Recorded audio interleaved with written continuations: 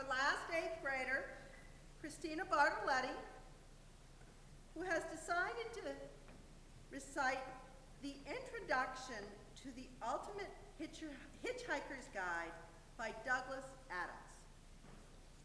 Far out in the uncharted backwaters of the unfashionable end of the western spiral arm of the galaxy lies a small, unregarded yellow sun. Orbiting this, at a distance of roughly 98 million miles, is an utterly insignificant little blue-green planet whose 8 descended life forms are so amazingly primitive that they still think digital watches are a pretty neat idea. This planet has, or rather had, a problem, which was this. Most of the people living on it were unhappy for pretty much of the time. Many solutions were suggested for this problem, but most of these were largely concerned with the movements of small green pieces of paper. Which is odd, because on the whole, it wasn't the small green pieces of paper that were unhappy.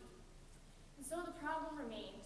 Lots of the people were mean, and most of them were miserable, even the ones with digital watches. Many were increasingly of the opinion that they'd all made a big mistake in coming down from the trees in the first place. And some said that even the trees had been a bad move, and that no one should have ever left the oceans. And then, one Thursday, nearly 2,000 years after one man had been nailed to a tree for saying how great it would be to be nice to people for a change, a girl sitting on her own in a small cafe in Rixmanworth suddenly realized what it was that had been going wrong all this time. And she finally knew how the world could be made a good and happy place. This time, it was right. It would work. And no one would have to get nailed to anything. Sadly, however, before she could get to a phone to tell anyone about it, a terrible, stupid catastrophe occurred, and the idea was lost forever. This is not her story, but it is the story of that terrible, stupid catastrophe and some of its consequences. It is also the story of a book called The Hitchhiker's Guide to the Galaxy, not an Earth book, never published on Earth, and until the terrible catastrophe occurred, never seen or even heard of by any Earthmen.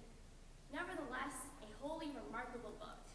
In fact, it was probably the most remarkable book ever to come out of the great publishing corporations of Ursa Minor, of which no Earthman had ever heard either.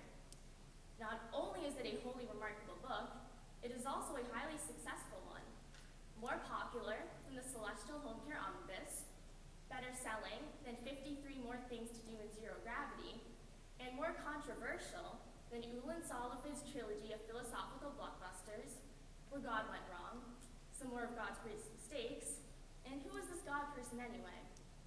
In many of the more relaxed civilizations on the outer eastern rim of the galaxy, the Hitchhiker's Guide has already supplanted the great Encyclopedia Galactica as the standard repository of all knowledge and wisdom. For though it has many omissions and contains much that is apocryphal, or at least wildly inaccurate, it scores over the older, more pedestrian work in 2 important respects. First, it is slightly cheaper. And second, it has the words "Don't Panic" inscribed in large friendly letters on its cover. But the story of that terrible, stupid Thursday, the story of its extraordinary consequences, and the story of how these consequences are inextricably intertwined with this remarkable book begins very simply. It begins with a house. Thank you.